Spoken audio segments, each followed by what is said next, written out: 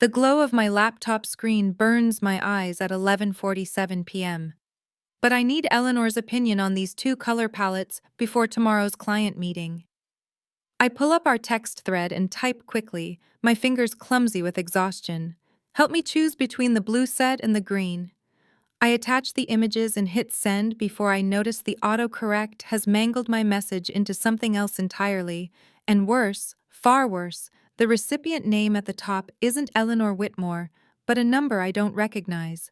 My stomach drops. The text reads, "Help me," and nothing else. No context, no images, just those two words sitting there like a scream in the darkness. I stare at the screen trying to figure out how this happened, how my phone betrayed me so completely. I think about sending a follow-up explanation, but that seems more awkward than just leaving it. Whoever received it will ignore a wrong number text. People get them all the time.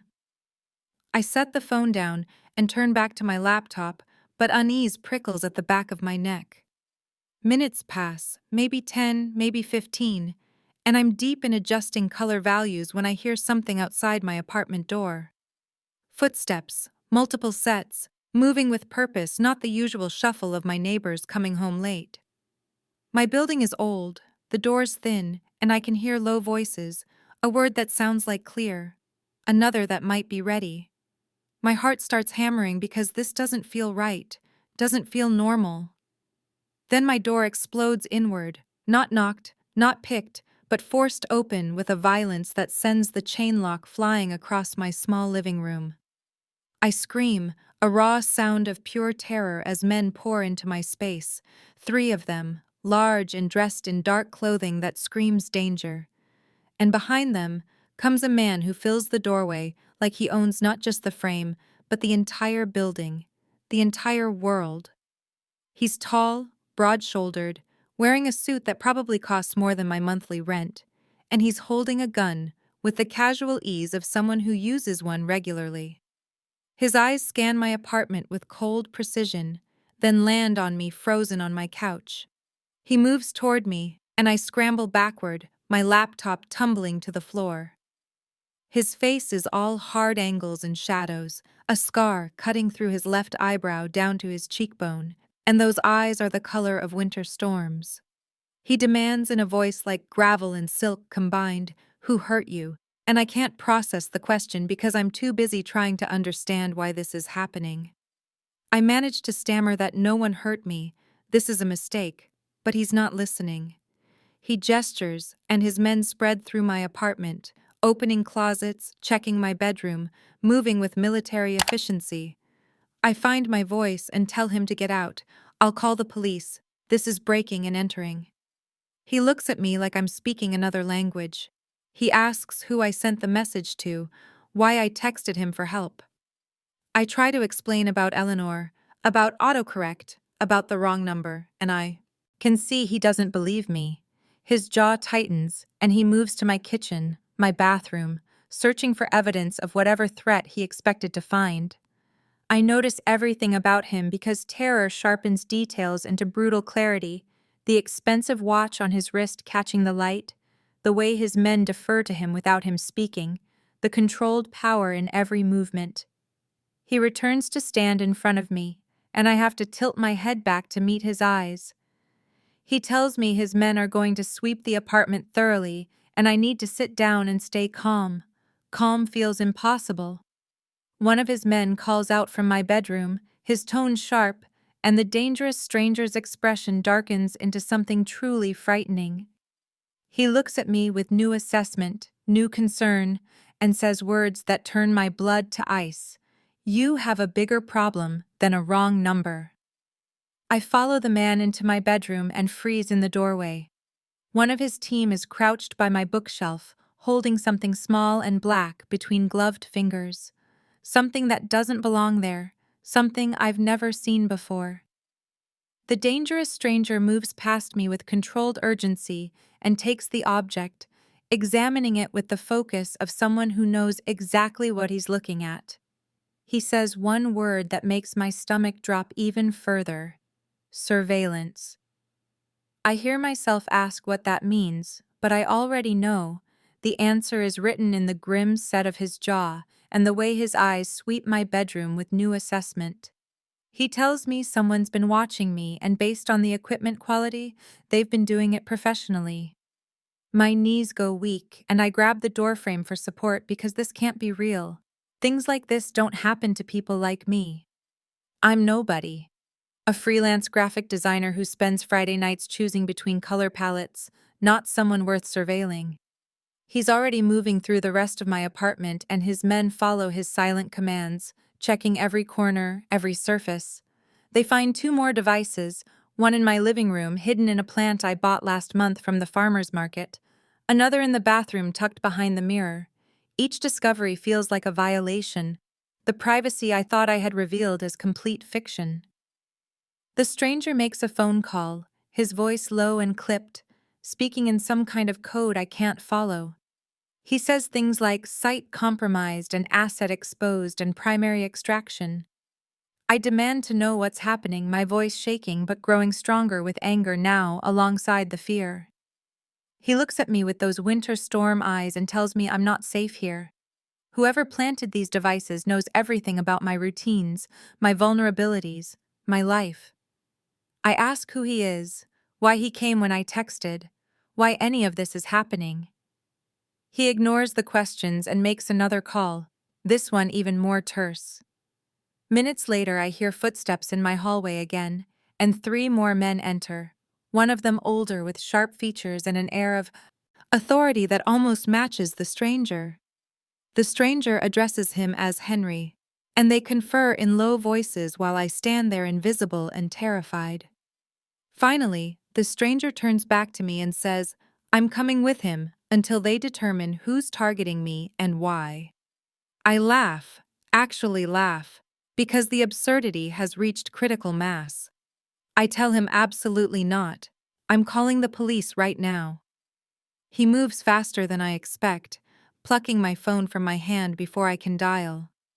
He tells me the police can't protect me from whoever has this level of resources, and besides, if I involve them, I'll be dead within 24 hours. The casual certainty in his voice is more frightening than anything else so far. I tell him he can't just take me. This is kidnapping. He says I have a choice. Come willingly, or he'll carry me out. But either way, I'm leaving this apartment in the next 5 minutes. I look at Henry and the other men, but find no help there, just professional detachment. The stranger moves closer, and I catch his scent, something expensive and dangerous, cedar and gunpowder and leather. He tells me to pack essentials, clothing for 3 days, medications, anything I can't live without. I ask where he's taking me.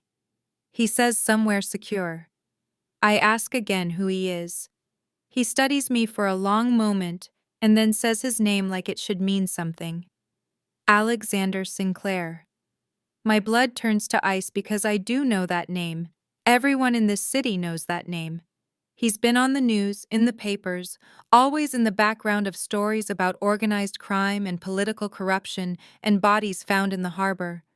I'm looking at the most dangerous man in the city, and he's telling me I'm in danger. The irony would be funny if I wasn't about to pass out. He sees the recognition in my face, and something flickers in his expression, almost like regret. He tells me again to pack, and this time I move on autopilot, going to my closet and pulling out a bag with shaking hands. I sit wedged between Alexander and Henry in the back of a black SUV that smells like leather and gun oil and expensive cologne. My duffel bag is at my feet and my mind races in circles trying to make sense of what's happening. I'm nobody. I design logos and websites and marketing materials for small businesses that can barely afford my modest rates. I live in a 600 square foot apartment in a neighborhood that's optimistically called up and coming. I haven't been on a real vacation in 3 years. I buy my clothes from outlet stores and my furniture from secondhand shops. There is absolutely no reason anyone would want to watch me, to surveil me with military-grade equipment, as Alexander called it. The thought keeps circling. Why me? Why me? Why me? I sneak glances at Alexander and find him watching me with those storm-colored eyes that miss nothing. His phone rings constantly, and he answers in clipped monosyllables, issuing orders that sound innocuous but feel weighted with menace. He tells someone to secure the perimeter. He tells someone else to run a full background on recent contracts. He says something in rapid Italian that makes Henry shift beside me. I catch words that sound like territory and incursion and retaliation. This is his world, I realize, a world of codes and violence and power plays I can't begin to understand. I ask where we're going, and Alexander tells me somewhere safe. I ask how long I'll be there, and he says as long as necessary.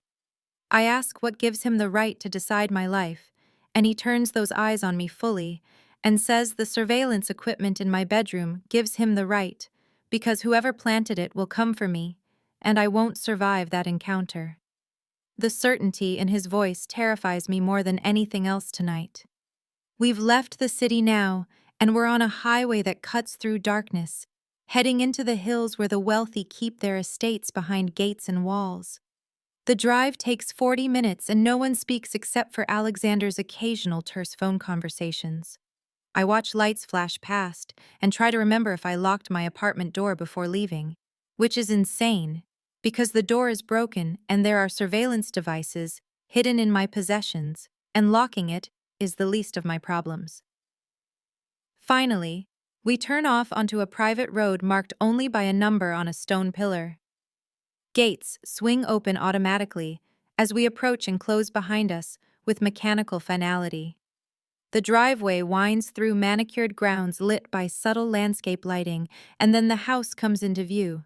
It's massive, all modern lines and glass and stone, more like a fortress than a home. We pull up to the front entrance where more men wait, these ones in suits with earpieces visible. Alexander gets out and I follow because staying in the car isn't an option.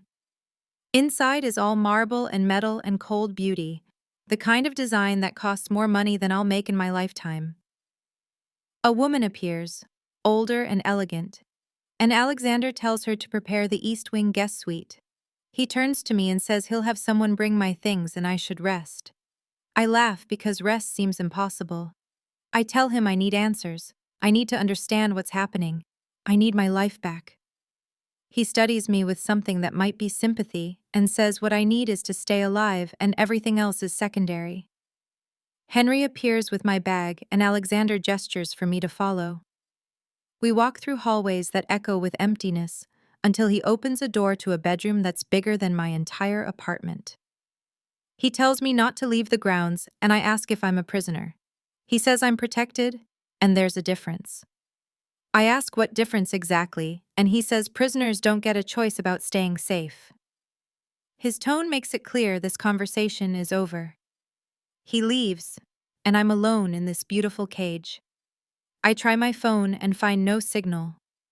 I try the door and find a guard standing outside who nods politely but doesn't move when I ask to leave.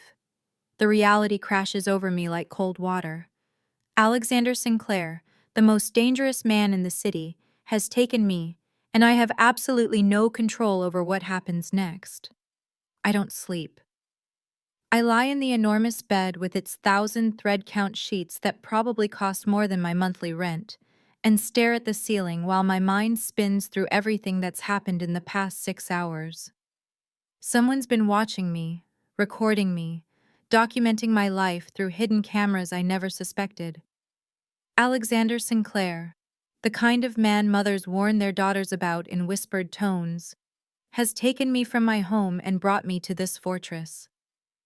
I'm simultaneously terrified and angry, the emotions taking turns dominating until I can't distinguish one from the other. Around 4 in the morning, I give up on sleep and explore the room properly, opening drawers to find them empty, checking the windows to find them locked, testing the door to confirm what I already know. The guard outside doesn't acknowledge me when I open it. I close it again and lean against the solid wood, feeling the trapped sensation crawl over my skin like insects. When dawn finally breaks and pale light filters through the floor to ceiling windows, I shower in the marble bathroom with its rainfall shower head and luxury products, then dress in yesterday's clothes because they're all I have. I venture out and the guard steps aside without comment. The house is silent except for the distant sounds of activity somewhere deeper in its maze of rooms. I wander through hallways decorated with abstract art that's probably worth more than I'll earn in my lifetime, past rooms with purposes I can only guess at. I find a kitchen that's all gleaming stainless steel and black granite where a woman in her 50s is preparing coffee. She startles when she sees me, then recovers and offers me breakfast with professional courtesy. I accept because I need something to do with my hands. She tells me her name is Marie, and she's been with Alexander for 8 years. I want to ask her what that means, what it's like working for a man like him, but I don't know how to frame the questions. I take my coffee and continue exploring, finding a library that makes my heart ache with its floor-to-ceiling shelves and rolling ladder and leather furniture. Then a living area with windows overlooking manicured grounds that stretch toward distant tree lines. Everything is beautiful and cold and empty. I find a house phone on a side table and stare at it for a long moment before picking it up. It has a dial tone. I punch in Eleanor's number from memory, my hands shaking. She answers on the third ring, voice thick with sleep, and I almost cry at the sound of something familiar and safe. I start to tell her I'm okay, that something happened but I'm fine, when the phone is plucked from my hand. Alexander stands beside me, and I didn't hear him approach. He ends the call with one press of his finger. I round on him, anger, finally winning over fear. I demand to know what gives him the right to control who I talk to. He tells me in that maddeningly calm voice that any contact with my old life creates risk. I tell him he's kidnapped me. He says he saved me. I laugh bitterly and say there's a difference. He moves closer and I catch that scent again, cedar and something darker, and he's too close, his presence overwhelming in the spacious room. He tells me his people are working to identify who's targeting me and why. I ask why he cares, and he studies me with those storm-colored eyes that reveal nothing. The silence stretches taut between us. Then Henry appears in the doorway and says they've traced the surveillance equipment's origin. It's connected to Thomas Chamberlain. Alexander's expression darkens, and Henry continues that Chamberlain is Alexander's primary rival, locked in a territory dispute that's been escalating for months. But neither of them can answer the question that matters most. Why would someone like Chamberlain target someone like me? Alexander takes me to his office and Henry follows, closing the door behind us with a soft click that somehow feels ominous. Alexander gestures for me to sit in one of the leather chairs facing his massive desk, but he remains standing, pacing with restless energy that makes me nervous. He asks me to tell him about everyone in my life, and I blink at the abrupt command. He clarifies that he needs to understand the connection between me and Chamberlain, why his rival would target me specifically, and the only way to find that connection is to map out every person and interaction in my world. I start talking, feeling exposed and small. I tell him about Eleanor, my best friend since college, who works in marketing and has no connection to anything criminal that I know of.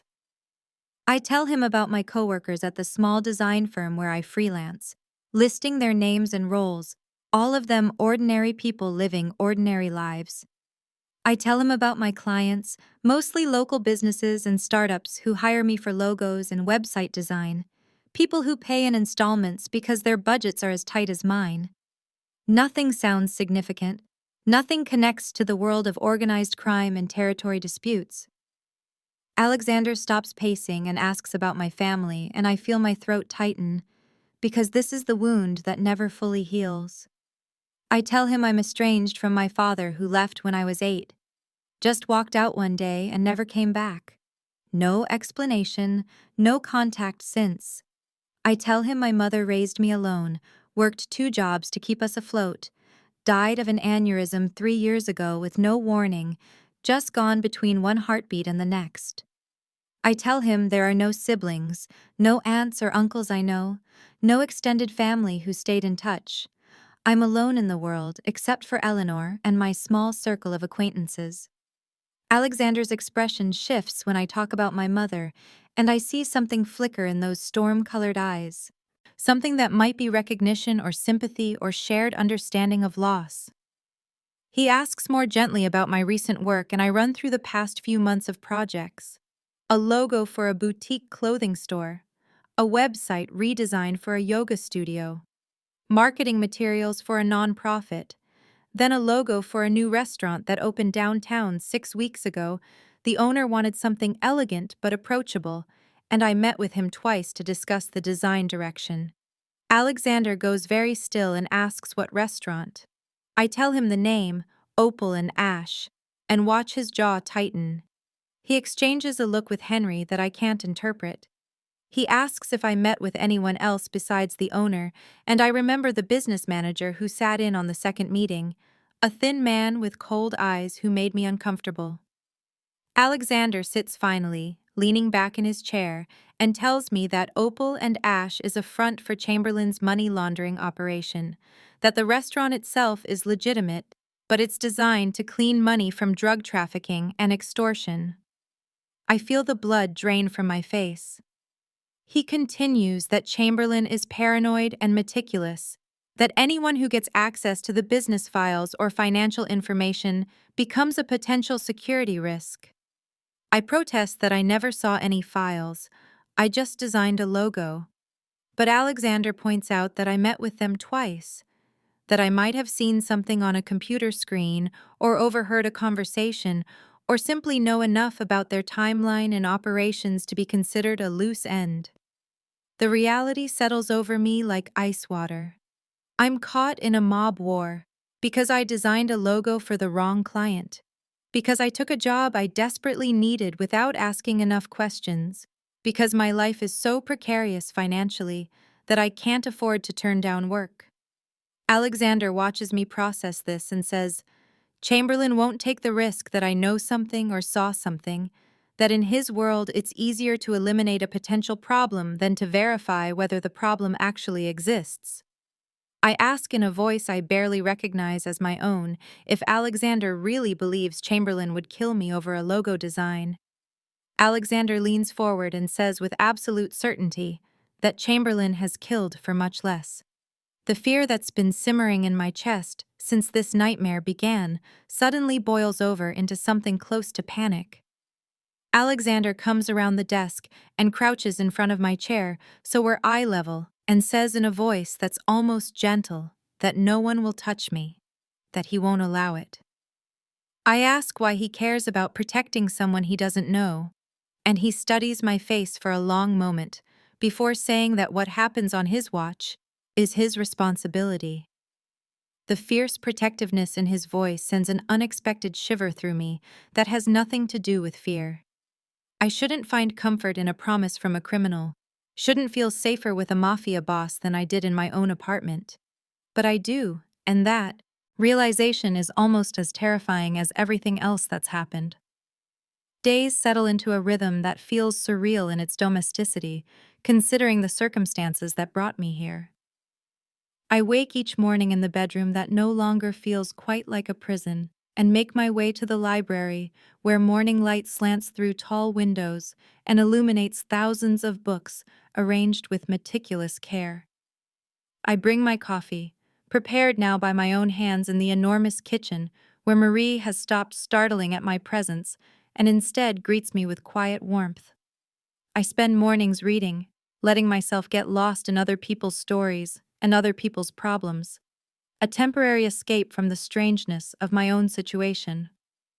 In the afternoons, I work on my laptop, the secured one Henry provided after I explained that I had deadlines and clients depending on me and a freelance career that would evaporate if I simply disappeared. He arranged everything with efficiency that surprised me, setting up encrypted access and monitoring my communications for safety. I design logos and websites from a mafia boss's estate and try not to think too hard about the absurdity. Alexander appears at unpredictable intervals, checking on me with questions that are terse but not unkind, his presence filling whatever room he enters with an energy I feel in my chest. I notice things about him I shouldn't notice, details I have no business cataloging. The lights in the east wing where his office is located burn past 3 in the morning most nights. I know because I watch from my window, wondering what keeps him awake, what decisions he's making in those dark hours. He takes calls in Italian and Russian, his voice carrying through halls when he forgets to close doors completely, the unfamiliar languages somehow making him seem even more dangerous. His knuckles are bruised some days, split and swollen, and I wonder what or who he's been hitting. I shouldn't be curious about any of this, but curiosity winds through me like smoke, impossible to contain. One evening I find him in the library, my sanctuary that he's invading, sitting in one of the leather chairs with a crystal tumbler of whiskey catching lamplight. He looks exhausted, shadows under his eyes, his usually immaculate appearance slightly disheveled with his collar open and sleeves rolled to his elbows. I almost retreat, but he notices me and gestures to the other chair in a silent invitation. We sit in careful silence for several minutes before he asks about my work, what I'm designing currently, and I find myself showing him my portfolio because the question seemed genuine. He studies each piece with focus that surprises me, making observations about visual composition and color theory that reveal knowledge I didn't expect from someone in his profession. I ask how he knows about design, and he admits his mother was a painter before she died, that he grew up surrounded by art and conversations about beauty. The personal detail feels significant.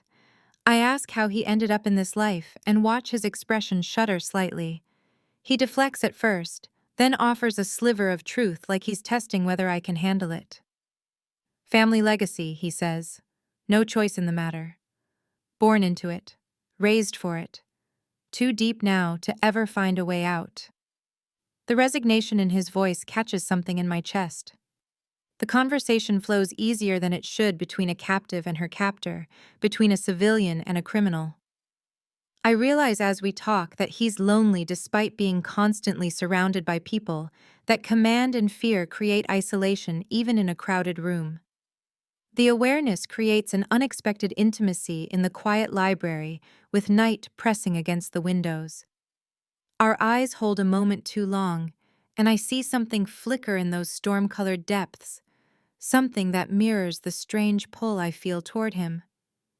Then he stands abruptly and leaves without another word, and I'm left sitting alone, confused by my own disappointment that he didn't stay. Grace Pembroke arrives on a clear Wednesday afternoon in a silver sedan, driven by someone I don't recognize, and I watch from the library window as she emerges with effortless elegance, her silver hair swept into a soft chignon, wearing a camel coat that probably costs more than 3 months of my former rent. She's older, maybe early 60s, but moves with the grace of someone who's always been comfortable in her own skin.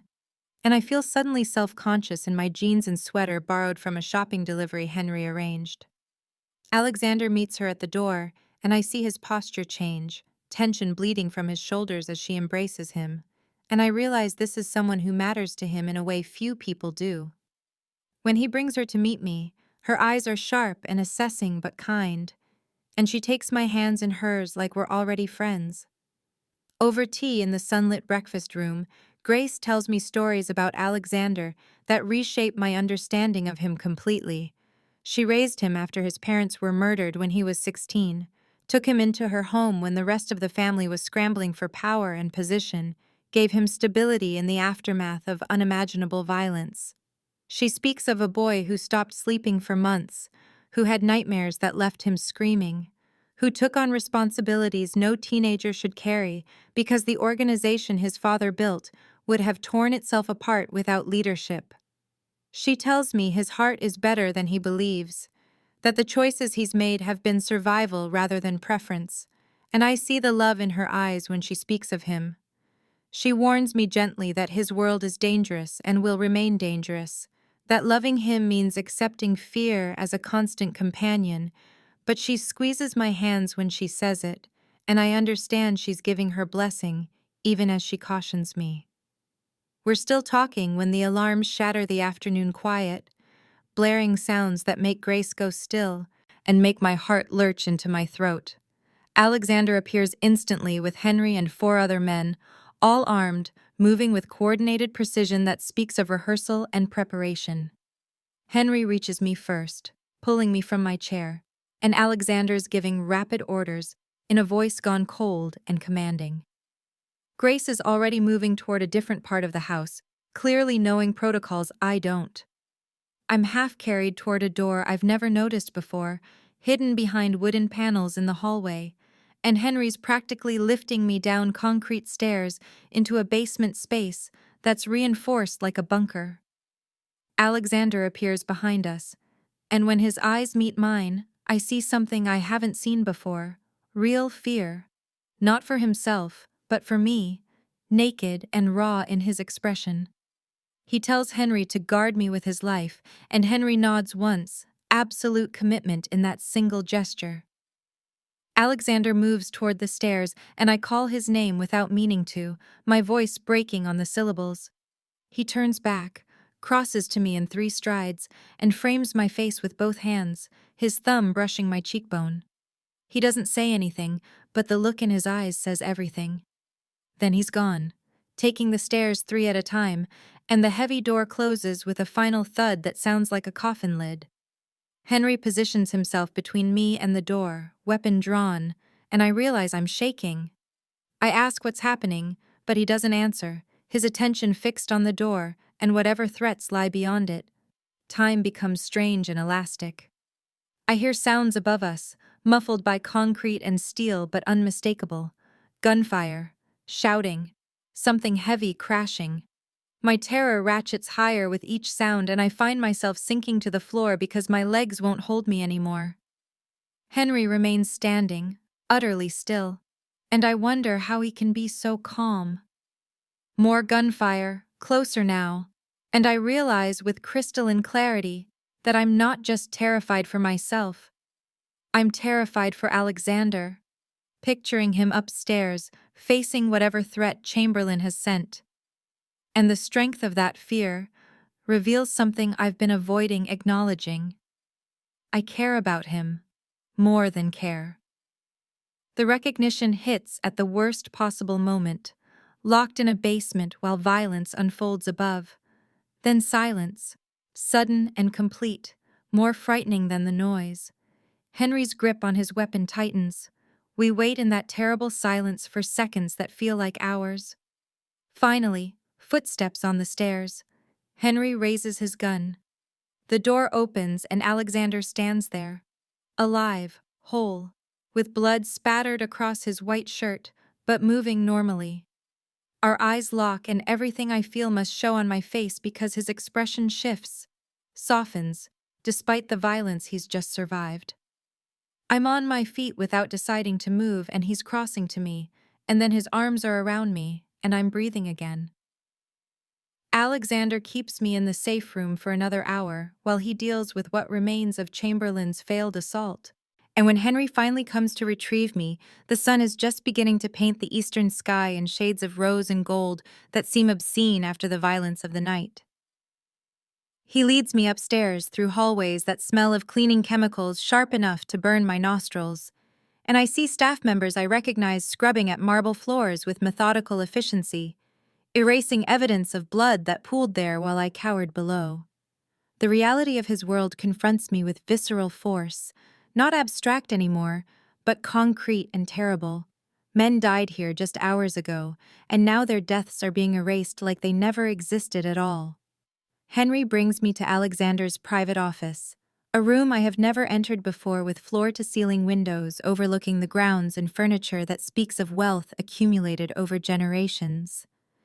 Alexander is standing with his back to the door, phone pressed to his ear, speaking in rapid Italian that sounds like commands, and when he turns and sees me, something in his expression fractures before he controls it again. He ends the call without pleasantries and crosses to me in 3 strides, his hands framing my face as he searches for damage he will not find. He pours brandy into a crystal tumbler despite the early hour, the amber liquid catching morning light, and presses it into my hands that are shaking badly enough that I nearly spill it. I drink, and the burn down my throat grounds me slightly in my body that feels disconnected and strange. He sits beside me on the leather sofa, closer than necessary, our thighs touching, and the warmth of him draws me like gravity, so I lean into his side without thinking about the implications. He stiffens for just a moment, then his arm comes around my shoulders and I feel him exhale slowly. I ask if this will ever end, if Chamberlain will keep coming, and he is silent long enough that I think he will not answer before he admits with blunt honesty that Chamberlain will not stop until one of them is eliminated. Either Alexander dies or I die, or Chamberlain himself is removed from the board permanently. The truth should terrify me, but instead it is almost comforting after so many evasions and half-explanations. He tells me he is arranging to take Chamberlain out first, to end this threat before it can touch me again, and his voice carries the weight of decisions already made and resources already mobilized. I should be horrified that he is planning murder, that I am the reason for violence being set in motion, but I feel only numb acceptance because what choice is there now? I ask what happens to me after Chamberlain is gone, when the threat is neutralized and I am no longer in danger, and he says I can return to my life, to my apartment, and my work, and my friend Eleanor, back to the ordinary existence I had before his world collided with mine. The prospect sounds completely empty, a life that belonged to a different version of me, who no longer exists. I look at him, really look, at him with blood still spattered on his collar and exhaustion carved into the lines around his eyes, and I ask, what if I do not want to go back? The question hangs in the air between us, changing the shape of everything. His jaw tightens and I watch tension climb his spine. He tells me carefully that I do not know what I am saying, that trauma and fear are clouding my judgment. I argue back that I know exactly what I am saying, that I am not a child to be dismissed or patronized, and the tension shifts from danger into something else entirely, something that crackles between us like electricity before a storm. Alexander stands abruptly, and the movement feels violent in the charged quiet of his office, putting deliberate distance between us like I am something dangerous he needs to escape, and when he speaks his voice has gone cold and clinical. In that way I am learning means he is protecting himself from feeling too much. He tells me I am experiencing trauma bonding, nothing more. That fear and proximity have created false intimacy that will evaporate once the danger passes and I return to normal life. His dismissal lands like a slap, and I feel my own anger rising to meet his retreat, hot and clarifying in my chest. I argue back that I am not a child, and I know my own mind, that I understand the difference between gratitude and whatever this is growing between us. And he counters with barely controlled intensity that his world has destroyed everyone he has ever cared about, that caring for people in his life is a death sentence he will not impose on me.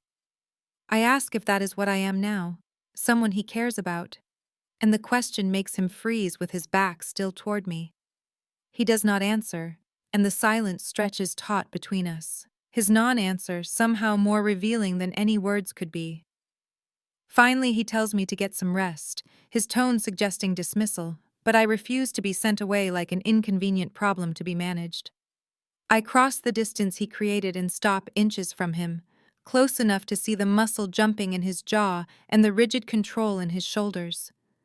I ask what he wants, not what he thinks is right or safe, but what he actually wants, and for a long moment I think he will not answer before he admits in a voice gone rough and low that what he wants does not matter because he will not ruin me. The protectiveness and self-denial strike something deep in my chest. This man who commands an empire of violence trying to protect me from himself. I tell him I am already in this, already ruined by his standards, since I have watched men die and been held hostage and made choices no ordinary person makes. Might as well be worth it. Something shifts in his expression, control fraying at the edges, and he reaches out to touch my face with surprising gentleness. his thumb tracing my cheekbone like I am something precious and breakable. His hand is warm and slightly rough, and I lean into the touch without meaning to, my eyes closing for just a moment. The air between us feels electric with possibility, and I can feel his breath and smell cedar and gunpowder and something uniquely him. Then footsteps sound in the hallway outside, and Henry appears in the doorway without knocking, his expression urgent enough that he does not apologize for the interruption. He tells Alexander that one of the captured men has talked, that Chamberlain is planning something big for tomorrow night, a major move against Alexander's operations, and possibly against the estate itself. Alexander shifts instantly back to business mode, his hand dropping from my face as his entire demeanor changes into the dangerous leader who commands absolute loyalty. He is asking Henry questions in rapid succession about details and timelines and available resources. The moment between us is broken, but not forgotten, hanging in the air like unfinished music. And when his eyes meet mine briefly before he turns his full attention to Henry, I see promise there that makes my heart beat faster despite everything. Alexander mobilizes his organization for a preemptive strike against Chamberlain with the efficiency of a general preparing for war, and I watch from the margins as his estate transforms into a command center with men arriving at all hours and Henry coordinating teams with clipped precision that speaks of long practice.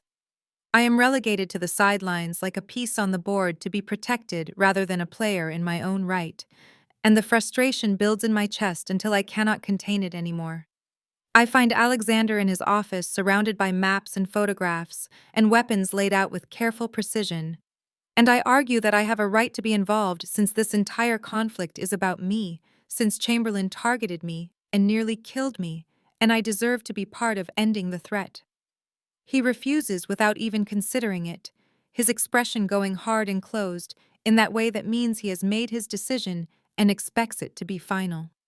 We fight properly this time with voices raised and careful politeness abandoned, and he tells me I do not understand what I'm asking, that combat is not some abstract thing, but brutal and ugly, and he will not watch me die. I fire back that he is treating me like property, to be protected rather than a person with agency, that he makes decisions about my life without including me as though my thoughts and choices do not matter. The accusation lands hard, and I see it hit him in the way his expression shudders completely, walls slamming down between us. He leaves without another word, and the silence he leaves behind feels like condemnation. I am shaking with anger and hurt when Grace finds me an hour later in the library, her elegant presence somehow soothing despite my agitation.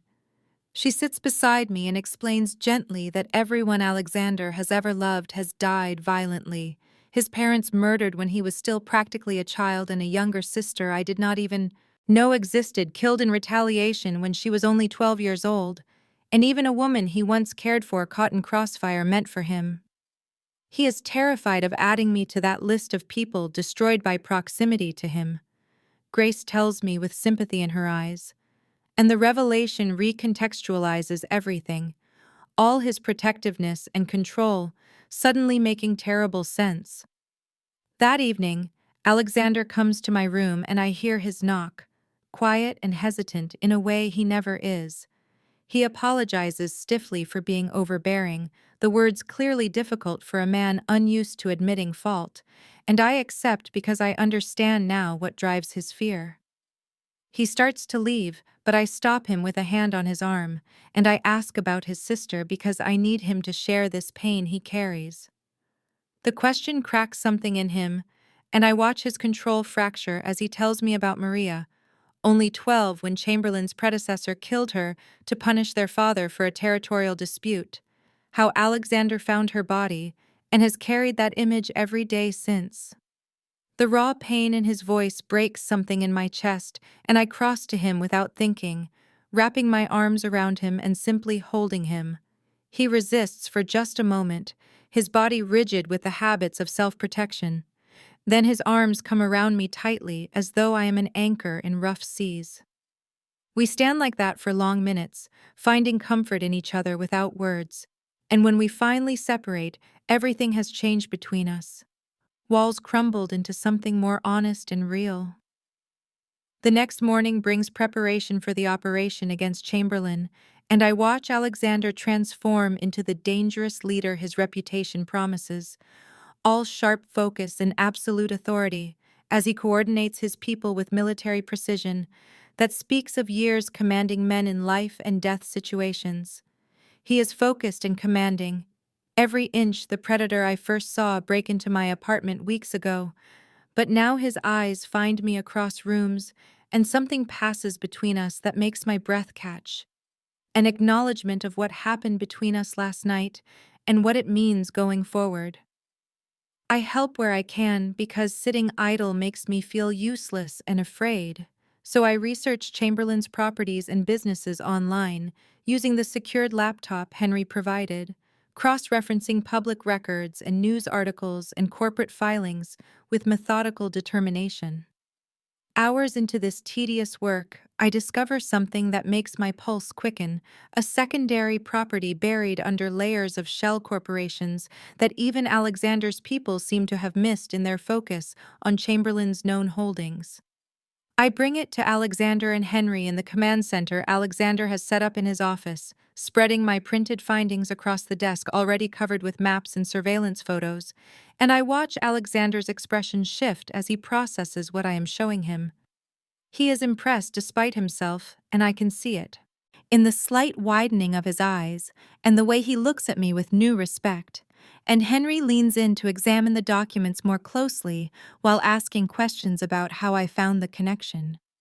The property could be where Chamberlain is planning his strike from, Alexander says slowly, as pieces click together in his mind, a staging ground they did not anticipate because the paper trail was deliberately obscured. Alexander makes the decision quickly the way he does everything, with absolute certainty once he commits to a course of action. Henry will take the main team to Chamberlain's known location as planned, maintaining the appearance of their expected strategy, while Alexander takes a smaller group to the secondary property with the element of surprise on their side. It is a calculated risk, but the kind Alexander has built his empire on. I ask to come, and the words are out before I fully think them through, but I mean them completely. He refuses immediately, as I knew he would, his jaw tightening with that stubborn protectiveness I have come to recognize. I argue that I found it so I deserve to see it through, but more than that, I cannot sit safely behind while he walks into danger, cannot spend hours not knowing if he is alive or dead. He searches my face, and I let him see everything I feel, all my determination and fear and desperate need to be there. Against every instinct I can see warring in his expression, he agrees, but I must stay in the vehicle with guards, removed from direct danger. The compromise is not what I wanted, but more than I expected. The drive to the port is tense with anticipation, and I sit in the back of the SUV watching Alexander brief his team with quiet intensity, noting the efficiency and absolute loyalty his men show, the way they prepare weapons and check equipment with practiced ease. We arrive at an industrial building near the waterfront, all rusted metal and broken windows that somehow feels more ominous in the darkness. Alexander tells me to stay put, no matter what, and his tone brooks no argument. Their eyes hold for a long moment, and I tell him to be careful, the words inadequate for everything I mean. He almost smiles and touches my face briefly, before he is gone into the darkness with his men, swallowed by shadows and danger, and I am left waiting with fear like ice in my chest. I wait in the SUV with 2 guards, and every minute feels like an eternity stretching out in the darkness, my hands clenched together in my lap as I strain to hear anything from the building that swallowed Alexander and his men just minutes ago. The silence is almost worse than noise would be, because at least noise would tell me something is happening, would give me information instead of this terrible not knowing that makes my imagination conjure every awful possibility. Then I hear it. Gunfire, sharp cracks that shatter the quiet, and my heart stops completely in my chest. More shots, a rapid staccato that speaks of chaos and violence, then silence again that somehow feels even more ominous than before. The guard in the passenger seat tenses and reaches for his radio, But before he can speak, chaos erupts around us like a trap springing closed. Men pour from the building, but they are not Alexander's men. I can tell by the way they move, and the unfamiliar faces visible in the dim light from the warehouse. These are Chamberlain's people. The guards with me react instantly, the driver starting the engine with a roar while the other brings his weapon up, but more vehicles appear from nowhere and block us in with deliberate precision that speaks of planning. Chamberlain planned for this possibility, I realize with ice flooding my veins. He anticipated that Alexander might discover this location, might split his forces, might bring me along. The guards tell me to get down, and I start to duck, but then gunfire shatters the windows in an explosion of glass that rains down on me. The guard in the passenger seat slumps forward, and I see blood spreading across his shirt, and I scream without meaning to, the sound torn from my throat by pure terror. The other guard tries to return fire, but we are overwhelmed by sheer numbers, men surrounding the vehicle from all sides, and I know with absolute certainty that this is not going to end well. The door beside me is wrenched open with violent force, and hands grab me, dragging me out of the SUV before I can even think to resist effectively. I fight anyway, kicking and clawing and trying to break free, but it is useless against their strength and numbers. A man steps into my line of sight, and I recognize him from news photos Alexander showed me during the planning sessions. Thomas Chamberlain himself with cold eyes and a smile that holds no warmth at all. He looks down at me with satisfaction that makes my skin crawl and tells me I have proven more useful than he imagined, drawing Sinclair out perfectly into a trap he should have seen coming. I realize with horror that crashes over me like a wave that they were expected. That Chamberlain anticipated exactly this move and turned my discovery into bait. I am dragged into the building with Chamberlain's hand ironed tight on my arm, through a door and into a warehouse space that opens up vast and shadowy before me. Inside, I see Alexander's men pinned down behind shipping containers, returning fire against superior numbers. And then I see Alexander himself, and our eyes meet across the distance. His expression transforms into something murderous and terrible when he sees me captive, a rage so pure it is almost physical. Chamberlain positions me in front of him like a shield, and I feel the cold press of a gun barrel against my temple, the metal hard and unforgiving. He calls out his terms in a voice that echoes through the warehouse, telling Alexander to surrender and leave the city forever, or watch me die right here. Clara's terror is absolute and overwhelming, flooding every cell of my body with the certainty that I am going to die in this cold warehouse, that my stupidity in insisting on coming has destroyed everything and everyone I care about. Alexander is calculating even in crisis, and I can see his mind working as he assesses angles and positions and possibilities with the cold precision that has kept him alive and in power for years. He tells Chamberlain there is no guarantee he will release me, even if he surrenders, his voice steady and measured despite the gun pressed to my temple and the impossible situation we are trapped in. Chamberlain actually laughs at that, a sound without warmth that echoes through the warehouse, and agrees that Alexander is right because his plan is to kill us both regardless. He is just enjoying the moment, savoring his victory before he takes everything from the man who has been a thorn in his side for too long. The gun barrel presses harder against my temple until I can feel it leaving an impression in my skin, cold metal that promises death with the smallest pressure.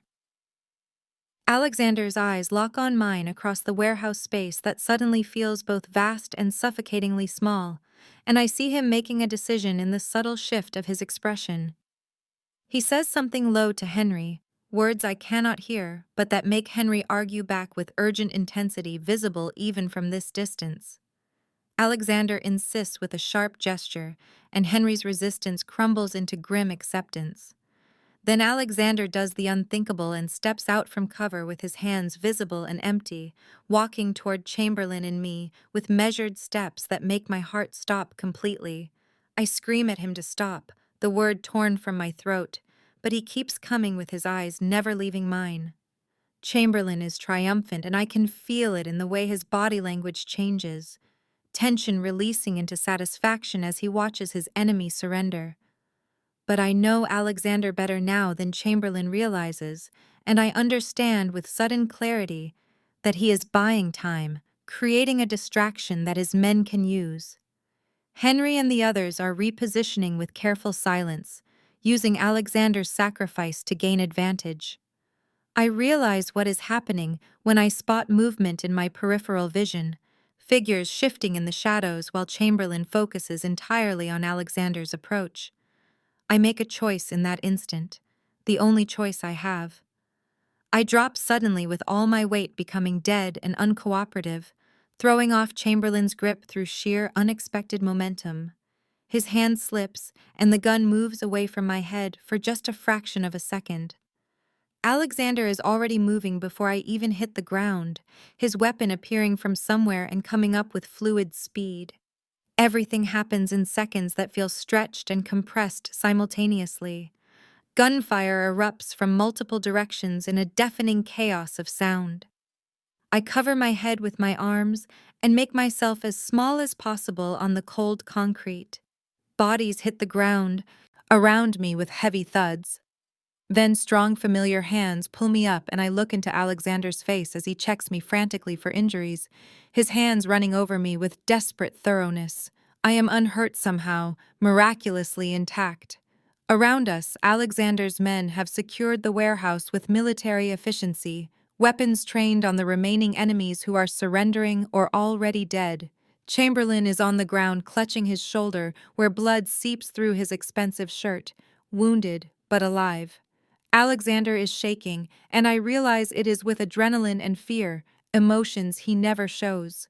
He pulls me against him hard with his face buried in my hair and his arms like steel bands. I cling back just as tightly with my fingers gripping his jacket, both of us breathing hard and alive and together. We are both alive despite everything. It is over finally, truly over. The aftermath is controlled chaos with police and officials on Alexander's payroll arriving to clean the scene with efficient silence that speaks of long practice at making violence disappear into paperwork and convenient explanations.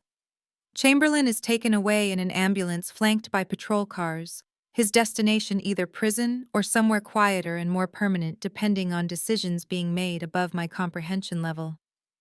Alexander keeps me close through all of it, with his hand on me constantly, sometimes at my lower back and sometimes gripping my hand, as though he needs the physical contact to reassure himself that I am real and whole and still here beside him. Henry drives us back to the estate himself, leaving others to handle the cleanup operations, and his eyes meet Alexander's in the rearview mirror with silent communication I am beginning to recognize as their particular shorthand. In the SUV, reaction sets in properly, and I start shaking uncontrollably, my hands trembling so badly I cannot hold them still, no matter how hard I try to force them steady. Alexander pulls me across the seat and into his arms without a word, gathering me against his chest, where I can hear his heartbeat strong and fast beneath his shirt. I am crying without meaning to, hot tears that come from somewhere deep and terrified, the adrenaline crash hitting me like a physical wave that leaves me defenseless against the emotions I held back during the actual crisis. He holds me close and murmurs reassurances in a mix of English and Italian, words I do not all understand, but that soothe anyway through pure tone and the warmth of his breath against my hair. At the estate, he takes me directly to his own rooms instead of the bedroom I have been occupying, and I do not question it because I cannot bear the thought of being separated from him right now when my body still remembers the cold press of Chamberlain's gun against my temple. He sits me down on the leather sofa in his private sitting room and pours whiskey into a heavy crystal glass, pressing it into my shaking hands. I drink it, gratefully, and the burn down my throat is grounding, pulling me back into my body and this moment. He kneels before me and cleans a small cut on my cheek with careful touches, a wound I did not even notice getting in the chaos, but that must have come from flying glass or concrete. His touch is incredibly gentle, at odds with the violence those same hands committed less than an hour ago. I catch his hand when he finishes, holding it against my cheek, and our eyes meet with everything we have not said pulsing between us like a living current. He tells me he thought he had lost me, his voice rough with emotion he is not trying to hide anymore. I say I thought I had lost him too, and the admission costs me something to voice. He admits in a low, intense tone that he cannot do this anymore, cannot pretend he does not feel everything he feels, cannot keep maintaining distance and pretending she is just a responsibility or an obligation. I ask what he feels, needing to hear it spoken aloud. Instead of answering with words, he kisses me, his mouth claiming mine with fierce, desperate intensity that is full of all the fear and relief and want we have been circling around for days. I kiss back with equal intensity, my hands fisting in his shirt to pull him closer, pouring everything I feel into the connection of our mouths.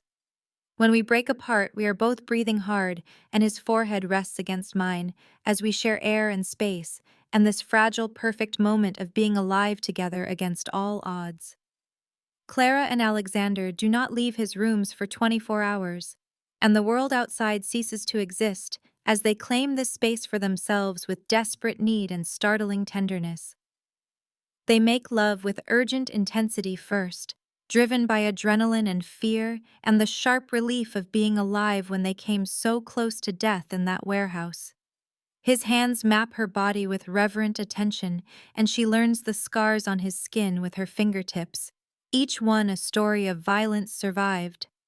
Then later they come together more tenderly, with slow exploration and whispered words that mean more than the pleasure, though the pleasure is devastating in its completeness.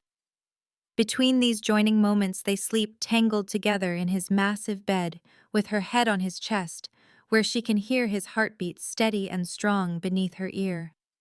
In the dark spaces between sleeping and waking, they talk with the honesty that comes when all pretense has been stripped away by crisis. He tells her about the burden of his name, how Alexander Sinclair is both armor and cage, about the violence he has committed with his own hands and ordered done by others, about the impossibility of leaving this life when it is woven into every aspect of his identity and power structure. She listens without judgment and tells him about her own truths, about the loneliness that became her constant companion after her mother died, about building a small, safe existence that felt more like hiding than living, about her fear of wanting too much, because wanting leads to loss. He asks what she wants now in this moment, with his fingers tracing patterns on her bare shoulder. She tells him the truth without hesitation, that she wants him and this connection and whatever life they can build despite everything stacked against them. He warns her again about the danger, as though he cannot stop himself from trying to protect her, even from this choice, reminding her that his enemies will always see her as a weakness to exploit. She points out with pragmatic calm that she has already been held at gunpoint by his rival and nearly died in the crossfire, that she understands the reality of his world more clearly than most ever will. He searches her face in the dim light filtering through the heavy curtains and sees her certainty, her clear-eyed acceptance of what being with him means. He accepts her choice finally, and the relief in his expression is profound, years of loneliness releasing their grip as he pulls her close again. In the morning, they emerge from his private sanctuary to find Grace in the breakfast room, smiling with knowing warmth, and no surprise whatsoever at seeing them appear together. Henry is professionally blank-faced as always, but Clara catches his small nod of approval directed at Alexander when he thinks she is not looking. Alexander is different in subtle ways that probably only those who know him well can perceive, more at ease in his own skin, the tension he carries like armor slightly loosened. His hand finds Clara naturally as they move through the space, small touches that ground and connect them. Grace pours coffee and makes light conversation about nothing important, giving them space to adjust to this new reality. And Clara feels herself settling into this strange new life with surprising ease. She belongs here now, not as a prisoner or an obligation, but as something else entirely, something that does not have a name yet, but feels solid and real and worth fighting for. The days that follow settle into a new rhythm that feels both surreal and surprisingly natural as Clara moves her things from the guest bedroom into Alexander's private suite without discussion, because they both understand she belongs there now in his space and his bed and his life. She meets more of his organization, the men who form his inner circle. And while some regard her with suspicion, at first they come to accept her presence when they see how Alexander is with her, how his edges soften slightly when she enters a room, even as he conducts business that involves territories and shipments and negotiations backed by implicit violence. Henry becomes something like a friend, his dry humor emerging in unexpected moments, and he assigns himself as her personal security when Alexander cannot be with her himself, a role he takes with absolute seriousness. Clara returns to her apartment under heavy guard to collect more belongings, and the space feels foreign now, too small, and empty. The life she lived there belonging to someone else entirely, a woman who existed in careful isolation without understanding how lonely she truly was. Eleanor finally gets to see her after days of carefully monitored phone calls, and her friend arrives at the estate with wide eyes and barely concealed alarm, pulling Clara aside to demand if she is being held against her will or if Stockholm Syndrome has addled her brain completely. Clara tries to explain what she barely understands herself, that she chose this with clear eyes, that Alexander is more than the dangerous man the world sees, that she has found something real in the most unlikely place imaginable. Eleanor remains skeptical, but softens when she sees them together at dinner, the way Alexander's attention tracks Clara constantly, the gentle possessiveness in how he touches her lower back when passing her chair, the brief smile that transforms his severe face when Clara teases him about his habit of brooding over reports at 2 in the morning. Grace hosts the dinner with warm charm that puts Eleanor slightly at ease and shares embarrassing stories about Alexander as a serious, intense teenager, which makes Clara laugh and Alexander protest with mock indignation that nonetheless has real affection beneath it. After Eleanor leaves with promises to stay in close contact and threats of bodily harm if Alexander hurts her friend, Clara finds herself alone with him in the library, where firelight casts moving shadows across leather furniture and floor-to-ceiling books. He pulls her onto his lap in the wingback chair and asks if she regrets this choice now that her friend has voiced all the logical objections, if seeing Eleanor has reminded her of the normal life she gave up. Clara considers the question seriously because he deserves honesty and then tells him no, she does not regret it, that normal was another word for half alive, and she would rather have this dangerous, complicated real thing than safe emptiness. He kisses her with the fierce gratitude of a man who expected loss and found grace instead, his hands framing her face as though she is something precious and breakable, despite having seen her survive a gun to her head, with courage he still marvels at when he lets himself think about how close he came to losing her. Business cannot stop even for personal transformation, and Alexander returns to the demands of his organization, with Clara now integrated into his daily life, in ways that surprise both of them with their naturalness. She sits in on meetings when he allows it, learning the structure of his empire, the territories and agreements and fragile truces that maintain order in the city's underworld. And while some of his associates clearly disapprove of her presence, their objections remain unspoken because Alexander's authority is absolute and his claim on her obvious in every protective gesture. Henry briefs them over breakfast about Chamberlain's organization, which is fracturing without its leader as lieutenants scramble for control and create opportunities for Alexander to absorb territory and assets with minimal resistance. Clara listens to discussions of violence and acquisition with a detachment that should disturb her, but instead feels like necessary education about the world she chose to inhabit. Alexander watches her during these meetings, searching for signs of regret or horror, and she meets his gaze steadily to show him she is still here, still certain, still his. In the afternoons, she returns to her design work, taking video calls with clients from Alexander's study while he works across the room at his own desk, their parallel focus creating an intimacy of shared space and purpose. Eleanor visits again and brings another friend from Clara's previous life, a coworker named James who expresses concern that borders on accusation about her isolation from everyone who cares about her. Clara finds herself defending Alexander and her choices with a fierceness that surprises her, explaining that she is not a victim or a prisoner, but a woman who found something real in impossible circumstances. James remains unconvinced, and his skepticism creates tension until Alexander enters and reads the situation with the acute perception that makes him dangerous, suggesting mildly that perhaps James should leave if he cannot be respectful in Alexander's home.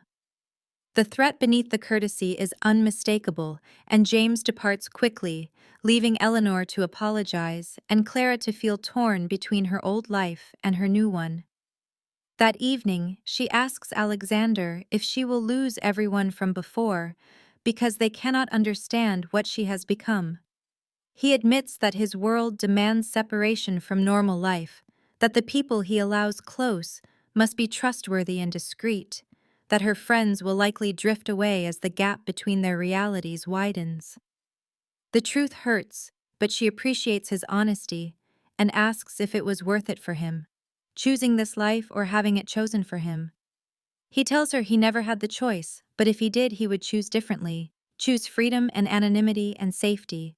But then he would never have met her, and that thought is unbearable now. She kisses him for the answer, for the vulnerability, for choosing to let her in despite every instinct that tells him love is liability in his world. A month passes in what feels like suspended time, where Clara fully inhabits Alexander's world and discovers both its harsh realities and unexpected depths as she attends gatherings where dangerous men conduct business over expensive wine, and their elegant wives assess her with cool calculation before deciding whether to accept or freeze her out. She learns the unspoken rules quickly because survival in this world demands keen observation, understanding that certain topics are never discussed openly, and that loyalty is the only currency that truly matters, and that weakness invites destruction from enemies, always circling at the edges. Alexander involves her more in the legitimate businesses that front his operations, discovering she has genuine talent for branding and visual strategy that could be useful in expanding his corporate holdings. And Clara finds satisfaction in contributing something beyond just being the woman he protects. Henry's wife Julia visits, and Clara likes her immediately. This sharp, funny woman who has navigated Alexander's world for 8 years and understands its costs intimately. And over coffee, Julia offers advice without judgment about maintaining identity when loving a man whose life could consume everything if she allows it. Alexander's possessiveness intensifies, rather than diminishes, as the threat of Chamberlain fades into memory, his need to know where she is, and that she is safe bordering on excessive, until Clara confronts him about the difference between protection and control. They argue in his office with Henry diplomatically absent, and voices rise as she tells him she will not become a caged bird even for the man she loves, that she chose this life but on her terms, not as an accessory to his. The word love hangs between them because she has not said it before despite showing it in every choice, and Alexander goes very still as though the admission has struck something vital and vulnerable beneath all his armor. He crosses to her and frames her face in his scarred, dangerous hands and tells her he loves her with an intensity that borders on desperation, that she has become the center of everything, and it terrifies him because love is the greatest liability a man in his position can have. She kisses him hard and promises she is not going anywhere, that they will figure out how to do this together without her losing herself, and without him losing his mind with worry every time she leaves the estate. He agrees to try to loosen the protective restrictions, to trust that she understands the dangers and will take appropriate precautions, and the compromise feels like progress, even though both know his instincts will fight against it. That night, Grace hosts dinner, and announces she is hosting a charity gala in 3 weeks and expects both of them to attend, which means Clara will be introduced publicly as Alexander's partner to the city's elite, who may not know his criminal associations but certainly suspect. The preparation for Grace's gala consumes the next 3 weeks and becomes Clara's first real test of navigating Alexander's world in full public view, where every gesture will be observed and interpreted by people who have known him for years and will judge whether she belongs at his side or represents a weakness to be exploited. Grace takes her shopping in the city's most exclusive boutiques where sales associates fawn over them, and Clara tries on gowns that cost more than she used to earn in months, settling finally on a deep emerald silk that makes her eyes luminous and draws an appreciative sound from Alexander when she models it for him later in his study.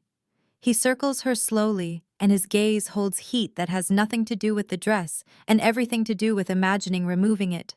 But he only touches her waist lightly and tells her she will be the most beautiful woman there, which makes her flush with pleasure, despite knowing he is biased beyond reason. Julia visits again and coaches Clara on the social dynamics she will encounter, explaining which families are allied with Alexander and which maintain polite neutrality and which smile while sharpening knives behind their backs, warning that the women will be harder to win over than the men because they will see Clara as either a naive fool or a calculating opportunist, and either judgment comes with contempt. Clara absorbs the information and feels the weight of representation settling on her shoulders because she is not just attending as herself, but as Alexander's partner, and any misstep reflects on him in a world where perception is power and vulnerability invites attack. Alexander seems less concerned than she is, telling her simply to stay close to him and let him handle any difficulties. But she argues that she cannot hide behind him all evening, or she will confirm every assumption that she is merely decorative rather than substantial. He concedes the point with visible reluctance and agrees to let her navigate conversations on her own while remaining nearby, though his protective instincts clearly strain against the compromise. The night of the gala arrives with Clara's nerves stretched tight as she dresses carefully and pins her hair in an elegant twist that Grace's stylist arranged, studying herself in the mirror and seeing someone who looks like she belongs in Alexander's world, even if she still feels like an imposter wearing borrowed confidence. Alexander enters their bedroom in his tuxedo and stops to look at her with an expression that makes her breath catch, because there is desire, certainly, but also pride, and something deeper that looks like wonder, as though he cannot believe she chose him and chose this. He crosses to her and fastens a diamond necklace around her throat, his fingers brushing her skin deliberately, and tells her the stones belong to his mother and he wants her to wear them tonight as a visible symbol of her place in his life. The gesture moves her profoundly because she understands the significance in his world, where such jewelry represents not just wealth but legacy and claim, and she turns to kiss him softly in gratitude and promise.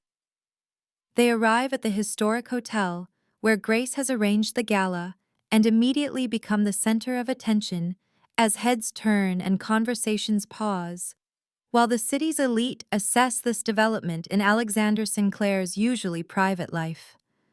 The ballroom glitters with crystal chandeliers and champagne flutes catching light as Clara and Alexander move through the crowd together, and she feels the weight of scrutiny like physical pressure against her skin as conversations pause mid-sentence when they approach, and eyes track their progress across the marble floor. With calculation, she can almost hear audibly clicking behind polite smiles.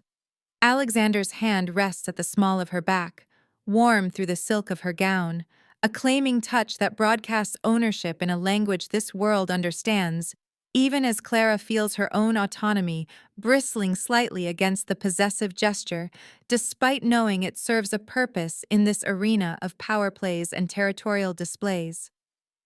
Grace materializes beside them with a silver-haired man she introduces as Vincent Moretti, an associate of Alexander's late father, and his assessment of Clara is thorough and uncomfortably penetrating before he pronounces her a surprising choice, but perhaps a wise one, which Clara cannot decide is compliment or insult, though Alexander's fingers tighten fractionally against her back, suggesting he heard the ambiguity too.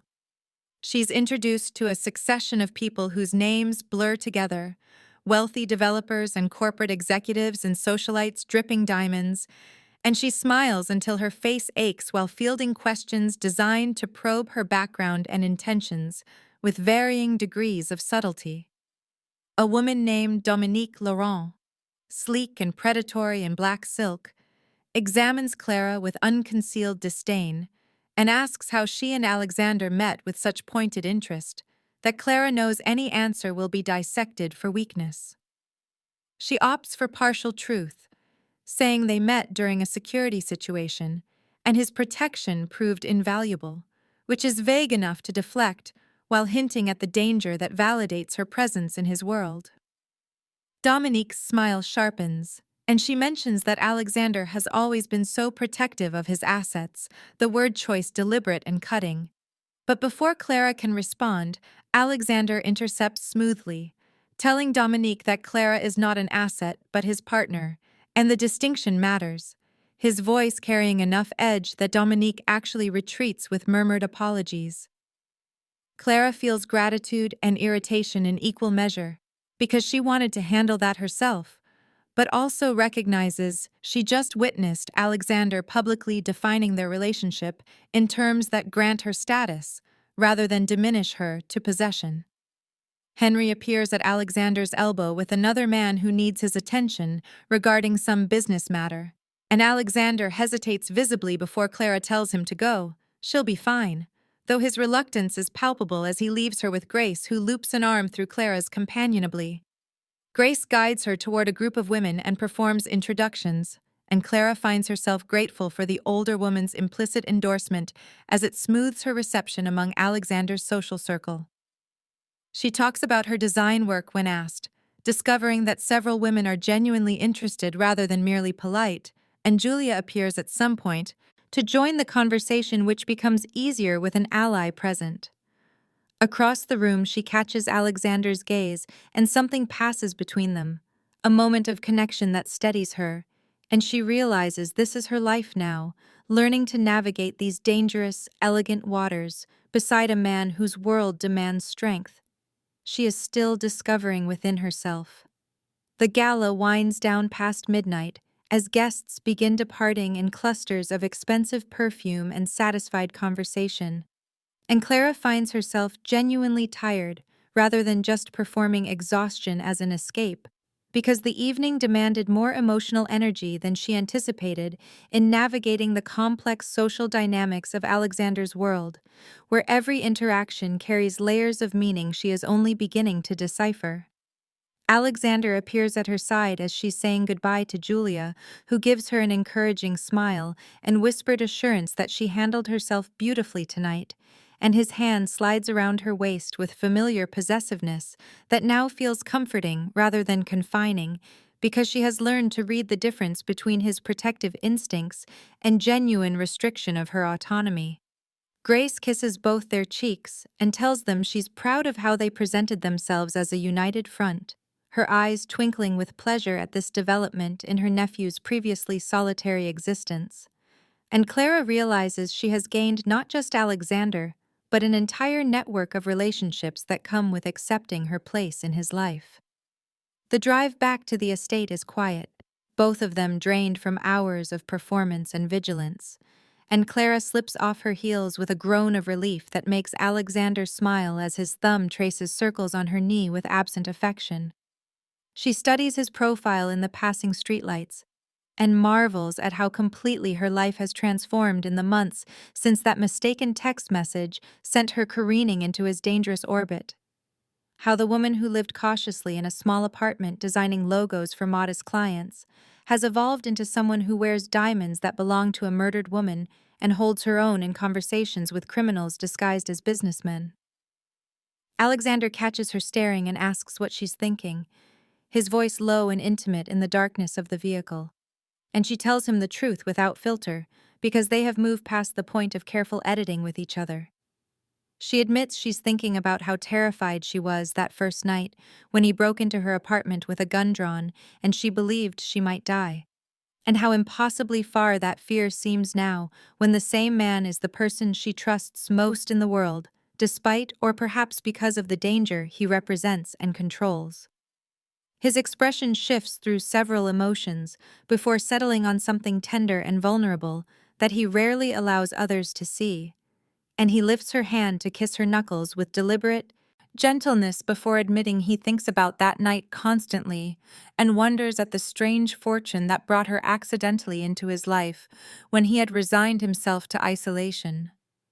At the estate, they walk upstairs together, and she lets him unzip her gown with careful attention, his fingers trailing down her spine as the emerald silk pools at her feet, and she turns to face him and begins working the buttons of his shirt with equal focus on the small intimacies that have become their private language. Later, they lie tangled in his bed with moonlight spilling across the sheets, and Clara traces the scars on his chest while he plays with her hair, and she asks if he ever imagined this when he first crashed into her apartment, expecting to find someone in genuine danger. Alexander admits he never imagined anything like her, never anticipated that a wrong number and surveillance equipment would lead to the first real happiness he's known since before his parents died. And the confession costs him something to voice, but he offers it anyway because she has earned his honesty along with everything else. She kisses him slowly and tells him she loves him without fear or hesitation, because the time for protecting herself from this feeling has long passed. And when he returns the words, his voice cracks slightly with the weight of emotions he's kept locked away for years behind walls of necessity and survival. Morning arrives with soft sunlight filtering through the curtains, and Clara wakes wrapped in Alexander's arms with the profound sense that her entire existence has shifted permanently on its axis towards something both terrifying and inevitable, and she lies still for a moment, watching him sleep, his face softer, without the constant vigilance he wears like armor in waking hours. When his eyes open and find hers immediately alert despite the early hour, she sees the same recognition mirrored back, this awareness that they have crossed into territory neither can retreat from even if they wish to, and his hand comes up to cup her face with a tenderness that still surprises her, given the violence those same hands are capable of executing without hesitation. They move through the morning in comfortable silence, sharing coffee in his private sitting room, while Henry delivers reports that Alexander reviews with Clara tucked against his side, and she notices he no longer dismisses her during business discussions, but instead explains context when her expression shows confusion, trusting her with information about shipments and territories and negotiations that integrate her into his world rather than keeping her separate from it. Grace calls to invite them for lunch at her estate, and Alexander accepts with unusual ease, and Clara realizes this is another threshold being crossed, the formal introduction of their relationship to family, and the acknowledgement that she is not temporary or hidden, but claimed openly. The drive to Grace's home takes them through the city, and Clara watches familiar streets pass with strange detachment because her apartment and old life feel like they belong to someone else entirely, a different woman who designed safe corporate logos and spent weekends alone and never imagined that danger could feel like coming home. Grace greets them with delighted approval and ushers them into a sunlit conservatory where lunch is laid out with elegant simplicity, and over wine and conversation Clara learns more about Alexander's childhood, about the boy he was before violence carved him into the man beside her, and she sees how Grace's love has been his anchor through years of darkness. Alexander's phone remains mostly silent, Henry handling the daily operations, and Clara understands this reprieve is deliberate, a space carved out for them to simply exist together without crisis or threat for a few stolen hours. Grace asks about her plans, and Clara admits she hasn't thought beyond the immediate present, her design work abandoned and her apartment a crime scene she cannot return to. And when Alexander tells her she can work from the estate and rebuild her client base with his resources behind her, she hears the offer for what it truly is, a promise of partnership rather than dependence. They discuss practicalities with surprising ease, how she might establish a new studio, which rooms at the estate could be converted, whether she wants to continue freelance work or perhaps expand into something larger, and Clara feels possibility opening before her instead of doors closing. On the drive home, Alexander asks if she truly wants this life, giving her one final chance to choose differently. And she takes his hand and tells him she stopped wanting her old life the moment she understood what it meant to be known completely by another person and chosen anyway, despite every flaw and fear. His grip tightens and he admits he never believed he would find this, never thought his world allowed for genuine connection, and she realizes they are both discovering together what it means to build something real from the wreckage of loneliness and violence. At the estate, they find Henry waiting with news that Chamberlain's organization has fractured in his absence, several lieutenants already making overtures about absorption into Alexander's territory, and the threat that brought them together has dissolved into opportunity. Clara stands beside Alexander as he makes decisions about how to handle the transition, and she understands viscerally that this is her future, these moments of dangerous negotiation balanced against private tenderness, and she discovers she has the strength for both because he has shown her she was never as fragile as she believed herself to be.